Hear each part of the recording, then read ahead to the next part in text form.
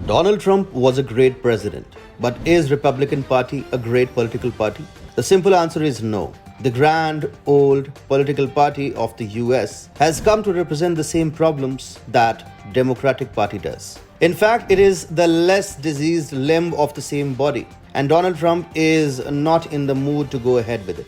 Hi and welcome. This is TFI Global, the foreign affairs and geopolitical analysis arm of the TFI Media Group, and I'm Atul Mishra, the founder of the TFI Media Group.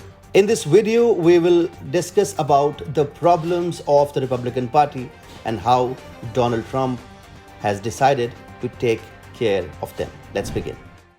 What led to Trump's shocking defeat or usurping of power? The manipulative Democrats, biased mainstream media, and the big tech.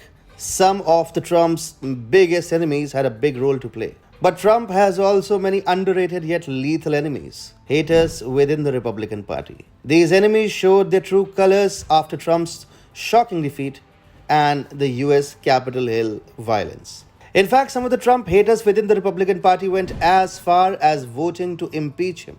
But now, the former US president is looking determined to weed out such mischievous elements from the grand old party. And this is making the moles in the Republican Party jittery. Washington Post reported that Trump is plotting to take down GOP lawmakers who voted to impeach him earlier this year. Washington Post also claimed that according to a Trump advisor, the former US president is focusing on revenge endorsements. What we observe here is that Trump has actually targeted Liz Cheney of Wyoming, the number 3 House Republican. Liz has been particularly critical of Trump and had also voted to impeach him. The former US president and his allies in the Republican Party are therefore backing Elizabeth Stefanik of New York to replace Liz. This might as well be the first signs of a long-lasting Trump campaign to rid the GOP of those who have turned against him in the past. In fact, as per Washington Post, the Trump advisor disclosed that the former president isn't only targeting those who voted to impeach him,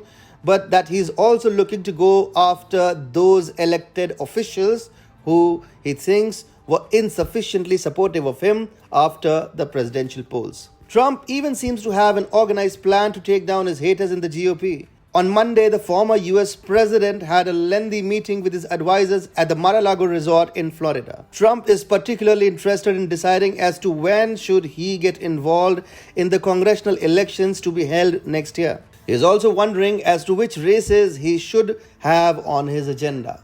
Trump's plan is to endorse those candidates who will take on the GOP leaders who voted to impeach or convict him. As per Washington Post, Trump's team is already looking to find a challenger against Liz Cheney in Wyoming. Similarly, Trump has fielded former White House aide to take on Anthony Gonzalez from Ohio. The former US president is also interviewing potential challengers to Adam Kinzinger. Both Gonzalez and Kinzinger had voted to impeach Trump. Moreover, Trump is also finding a challenger to oppose Lisa Murkowski from Alaska, who voted to convict him in his impeachment trial. When Trump haters voted to impeach or convict the former US president, they were thinking that they would be able to end his political career out of sheer vindictiveness. But now they would have realized that they irked the wrong man. Trump has come back looking stronger and nastier. He is going to settle scores, and as such, there's a clear plan to oust every single hater from the GOP. This has left the Republican Party moles